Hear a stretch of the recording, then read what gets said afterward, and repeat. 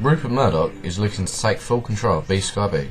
Hold on, what does he actually own and how is this going to affect me? Rupert Murdoch was born in Melbourne, Australia in 1931. His father owned regional papers based in Melbourne, which resulted in the family being wealthy. At the age of 22, when his father passed away, he was forced to return from Oxford, where Rupert was undertaking a degree in philosophy, economics and politics to take over the family business. This is where his entrepreneurial side came out and he directed his attention to purchasing other local Australian presses. It wasn't until 1969 when Murdoch's business empire began to move towards the UK shores. The acquisition of The Sun from the Mirror Group and the turning of the paper into a tabloid was the first step. In 1981, News Corporation purchased The Times and The Sunday Times. So that's his News International empire? But what about News Corporation and bskyb? I don't understand the difference between the two. There is a difference between News Corporation and News International. What we have discussed is News International. They handle the press side of the business in the UK. What we're talking about here is News Corporation. Right, where were we? Oh yeah, so bskyb is the largest pay TV broadcaster in the UK and Ireland with around 9.5 million subscribers. The company originally struggled until it merged with British Satellite Broadcasting in 1990, which is when things really began to take off for this venture.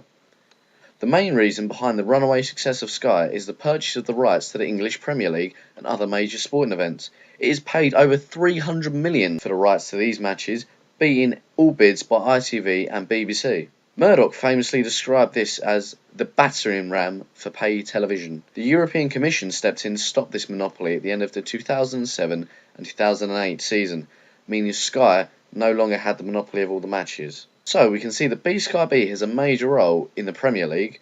Couple this with the high subscription figures, this means they have an unprecedented amount of influence. This is why matches change on a regular occasion without a thought given to the fans. Instead, they are placed on prime-time television. Well, I already buy the papers and I pay for the television, so I can't see how it's going to affect me. I mean, let's be honest. One man controlling it all isn't bad, right? Well, if we look at the fact Rupert Murdoch has significant political influence in several countries, despite parties denying such a thing, and couple this with the fact that Sky has purchased its main UK competitor in Virgin Media Television, then actually you don't have a choice in what you watch or what you see really. Let alone if we look at what News Corp actually owns. They own things such as MySpace through a subsidiary company of theirs, and Fox News being another. We know that the media acts as an agent of a wider social process, so if there's one group controlling a large proportion, then you see that you lose freedom and choice.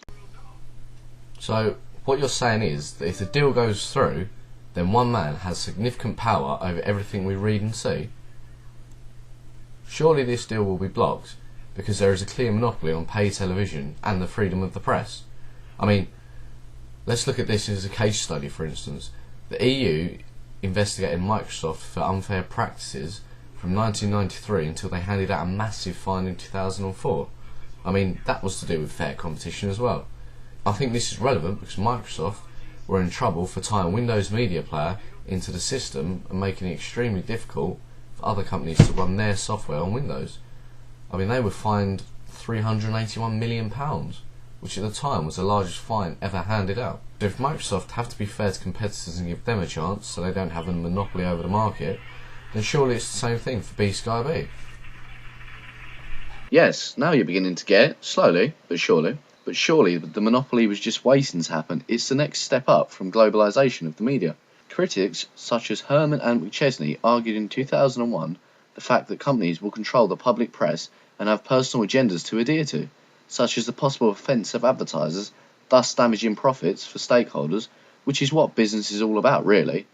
Also, the other problem with one company controlling a large proportion of press outlets and the entertainment outlets, for example Fox News and 20th Century Fox, will blur the distinction between fact and propaganda by one reinforcing the issues presented by the other. Hold on, I'm studying a media degree, so this is a double-edged sword for me, right, surely? I mean, if Sky are buying up other companies, then there will be less jobs out there in the field for me to take up when I leave university. I mean, surely that will be stopped on competition grounds. Well, actually, Murdoch has influence on the board, seeing as his son, James Murdoch, is the chairman, so I guess he'll let his dad win this one. It is up to Ofcom and the EU to block the move on competition grounds in the same way that they stopped Murdoch's proposed takeover at Manchester United because his company effectively owned the Premier League, which Manchester United take part in. Might be safe then. Actually, the takeover was unconditionally approved by the EU on the 21st of December 2010, meaning that it is unlikely that Ofcom will block the move. The argument against the takeover is that other companies will suffer when it comes to advertising their products, such as papers that are in direct competition with those of News International. They will be affected by being charged a higher rate when it comes to advertising and promoting themselves. However, this has been found not to be the case by the EU Competition Commission because there are alternative places to advertise. Another complaint was that movies produced by 20th Century Fox will be sold to air on bskyb at a cheaper rate than those of its competitors, so Sky will advertise their own products and charge a higher price towards competitors in the same way that they allegedly did with Sky Sports and Virgin Media. So basically, Rupert Murdoch will get approval because the board is biased towards him, and this could be considered a hostile takeover. Let's just get used to seeing and listening to everything that Rupert Murdoch tells us, eh?